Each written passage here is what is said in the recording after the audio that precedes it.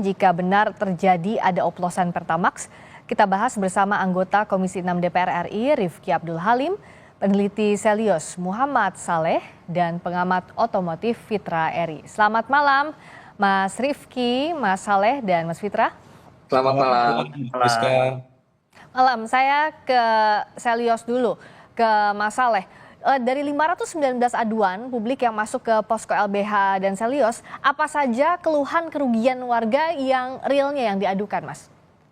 Iya, yang pertama hari ini sejak tanggal 26 kami merilis posko pengaduan, sudah ada 526 aduan yang masuk. Sudah lebih banyak ya? Karena prosesnya masih berlangsung, memang masih kami dalami. Karena kami menutup posko pengaduan ini rencananya sampai tanggal 5 Maret ya. Ya. Tanggal 5 Maret, sehingga sampai hari ini memang masih kami verifikasi dan masih kami dalami. Yang salah satunya tadi seperti di pengantar liputan, yang ditanyakan ke masyarakat kerugian misalnya yang diderita kalau mengonsumsi Pertamax secara rutin, menggunakan Pertamax secara rutin 2018 sampai 2023.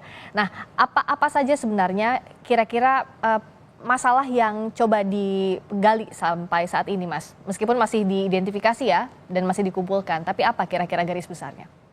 Iya, ada beberapa pertanyaan inti yang kami konfirmasi. Yang pertama, rata-rata konsumen kira-kira akan menggunakan BBM jenis apa? Nah, itu yang kami identifikasi. Kemudian sejak kapan konsumen itu mengkonsumsi bahan bakar tertentu, misalkan rentang tahun 2010 misalkan sampai tahun 2025 atau rentang tahun 2018 sampai tahun 2025. Kemudian kami juga mengendalami intensitas, seberapa sering mereka mengisi dan apakah ada semacam dugaan oplosan ini berimbas pada kendaraan yang dialami oleh konsumen. Kemudian juga kira-kira jika kerugian itu dialami, paling banyak dialami dalam hal apa? Misalkan apakah kendaraan atau ekonomi. Dan jika pemerintah atau Pertamina ya tidak mengoplos RON 92 dari 90 ke 92, kira-kira sisa belanja uang apa ya saja yang bisa digunakan untuk kebutuhan masyarakat. Jadi kami bertanya hal-hal yang sifatnya basic dan fundamental dari kebutuhan masyarakat. Ya, basic fundamental ya, tidak hanya soal oplosan aja, tapi sisa selisihnya jikalau uang segitu yang harusnya membeli RON 92 tapi dapatnya RON 90 itu seperti apa ya? Itu yang masih dicoba digali. Ya. Nah, kalau dari Mas Fitra, dari segi kendaraan saya tentu ke Mas Fitra. Memangnya kalau benar ada oplosan, apa dampaknya untuk kendaraan yang bisa dirasakan secara langsung? Karena kan sekarang publik masih was-was ya. Apakah betul yang selama ini diisi adalah oplosan atau tidak Pertamax-nya? Ya, terlepas dari faktanya seperti apa, jika memang sebuah kendaraan itu mengonsumsi bahan bakar dengan spesifikasi di bawah kebutuhan minimalnya, itu akan memiliki dampak yang buruk. Yang paling ringan adalah tenaganya berkurang, konsumsi bahan bakarnya menjadi boros. Sedangkan konsekuensi yang lebih berat dan kemungkinan terjadi dalam jangka panjang adalah filter bensin bisa tersumbat, injektor bisa tersumbat, dan yang paling parah adalah mesin bisa mengalami kerusakan mekanikal di dalamnya. Karena bahan bakar itu seperti makanan untuk mesin. Seperti tubuh kita, makanan sehat, tubuh kita jadi sehat, makanan tidak sehat, tubuh kita jadi sakit. Oke, jadi kalau oktannya atau kebutuhannya di bawah yang semestinya itu bisa langsung terasa semestinya ya, Mas Fitra ya? Ya, betul. Biasanya yang paling awal dirasakan adalah tenaga yang berkurang dan konsumsi bahan bakar yang lebih boros daripada biasanya. Tapi kan ini masalahnya rentangnya cukup panjang ya, 2018 sampai 2023. Mungkin masyarakat juga sulit membedakan ini yang selama ini diberikan ke kendaraannya itu betul-betul Pertamax atau tidak. Nah, dalam jangka waktu yang sudah panjang ini bisa atau tidak dicek, dan apa yang bisa dilakukan konsumen untuk deteksi awal setidaknya, Mas? Sebenarnya kalau misalnya mereka sudah mengganti bahan bakar sekarang dengan mungkin yang lebih bagus, tapi sudah terjadi kerusakan dari 2018 sampai 2023, agak sulit untuk mendeteksi kerusakannya itu karena apa? Karena penyebab kerusakan mesin itu banyak.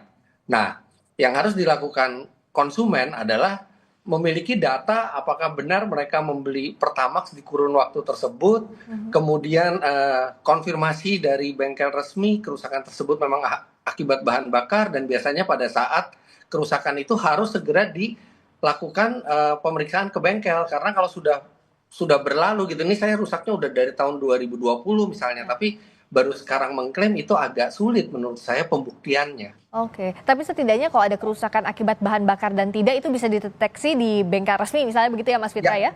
Iya, itu bisa dideteksi, bahkan tidak hanya bengkel resmi, tapi bengkel yang memiliki kualifikasi. Ketika mereka mendapati sebuah kerusakan mesin, mereka melihat sampel bahan bakar yang ada di tangki, mereka biasa bisa membuat kesimpulan ini karena bahan bakarnya yang tidak sesuai spesifikasi minimal yang dibutuhkan mobil. Kita tadi bicara soal apa upaya dari sisi konsumen. Kalau saya ke Mas Rifki, kemarin kan Komisi 12 sudah meminta keterangan, salah satunya dari Pertamina.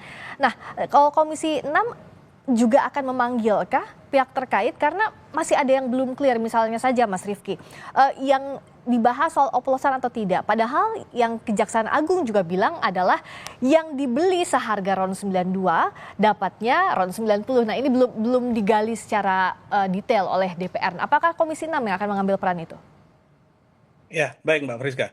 Jadi memang Komisi 6 dalam waktu dekat ini akan memanggil, jadwalnya mungkin baru disampaikan tanggal 12 tadi dari pimpinan, tapi kami mendorong pimpinan untuk segera mungkin memanggil Pertamina memberikan kejelasan ini. Nah, saya sudah berkali-kali sampaikan dan saya mendorong Pertamina untuk dapat memberikan bukti kepada masyarakat, tidak hanya narasi. Jangan hanya narasi, kemarin kan hanya narasi-narasi aja. Nah, kemarin Lemigas juga sudah mengambil sampel, tapi kan sampelnya hari ini, per hari ini. Yang dibutuhkan masyarakat adalah pembuktian dari 2018 sampai 2023, apakah benar Pertamax ini RON-nya 92. Nah, saya mendorong dua hal. Yang pertama, gandeng Kementerian ESDM dalam hal ini Ditjen Migas untuk membuka semua data. Ditjen Migas ini kan melakukan pemeriksaan BBM sebelum masuk ke terminal BBM, bahkan sampai sebelum masuk SPBU. Apakah benar data 2018 sampai 2023 ini RON-nya Pertamax itu sesuai RON 92? Nah, yang kedua, saya meminta Direktur Utama Pertamina bersama-sama kementerian, dalam hal ini Kementerian SDM dan Kementerian BUMN, mengambil peran, mengambil bagian untuk benar-benar menyampaikan kepada masyarakat. Jadi masyarakat ini jangan hanya cuman korseknya aja yang ngomong, tapi pucuk pimpinannya ini mengambil bagian, menjelaskan dan membuka data-data tersebut, bahwa memang kalau memang seperti yang disampaikan Pertamina tahun 2018 sampai 2023 itu memang benar-benar Pertamax RON-nya 92. Artinya datanya itu punya detail semestinya ya, dan itu bisa dibuka. Iya, harusnya Ditjen Migas dalam hal ini Lemigas harusnya punya data-data itu dari 2018 sampai 2023. Itu harus bisa dibuka, itu harus disampaikan ke masyarakat agar kepercayaan masyarakat ke Pertamina ini kembali gitu. Oke. Nah, kalau bicara soal kerugian masyarakat yang saat ini juga banyak sekali disuarakan publik, saya ke Selyos lagi. Sebenarnya kalau hitungan dari Selyos, kalau kerugian negara kan Kejagung bilangnya 193,7 T per tahun 2023. Nah, kalau Selyos, berapa kira-kira hitung-hitungan kerugian publik dalam kasus dugaan korupsi Pertamina ini?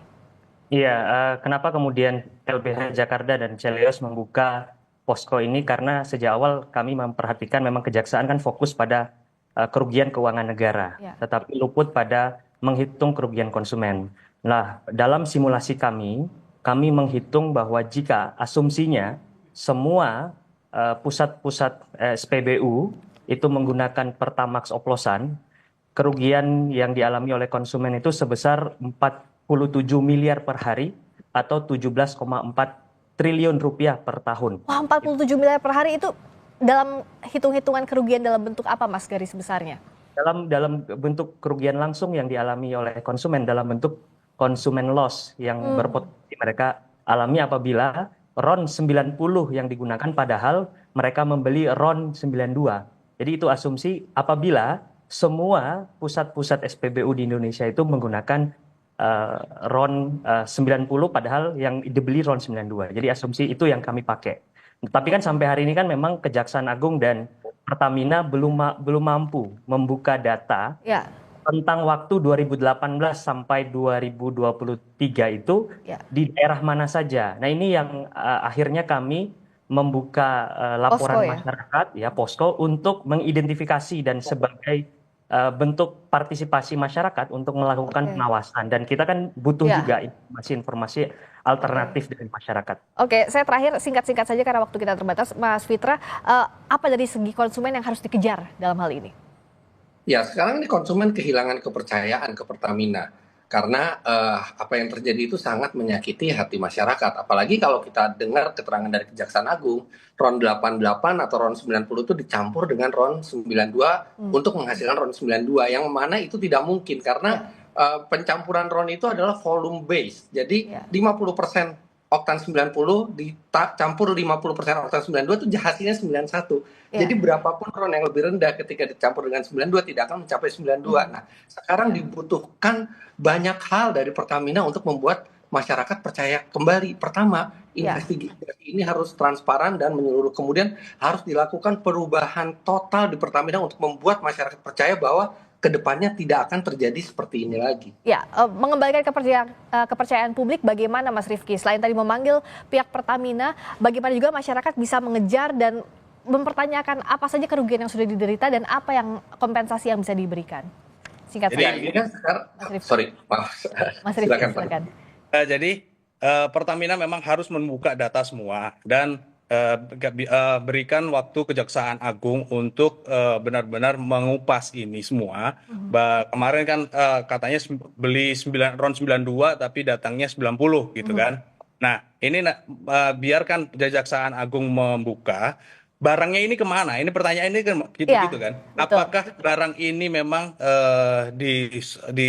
disebarluaskan ke masyarakat Ya, diedarkan. atau ini ditimbun saja atau bagaimana? Kita belum mendapatkan kejelasan itu. Tapi yang pasti saya mendukung masyarakat apabila Pertamina memang memberikan Pertamax dengan RON di bawah 92, maka masyarakat berhak menuntut tanggung jawab Pertamina. Karena sesuai saya mengacu Undang-Undang Nomor 8 Tahun 99. Ya. Ini perlindungan konsumen. Baik. Jadi konsumen berhak mendapatkan ganti rugi dari Pertamina. Ya. Dan saya mengapresiasi ke LBH Jakarta bahwa sudah mau membuka aduan dari masyarakat. Kami membuka tangan aduan itu, monggo disampaikan ke Komisi 6 DPR RI agar nanti kita pelajarin, kita panggil lagi Pertaminanya untuk membedah semua itu. Semua pihak harus mendorong ini dibuka seterang-terangnya agar jangan sampai konsumen dirugikan jika ia harus bertanggung jawab sesuai dengan undang-undang. Terima kasih Mas Rifki, terima kasih Mas Saleh, terima kasih Mas Fitra. Selamat malam.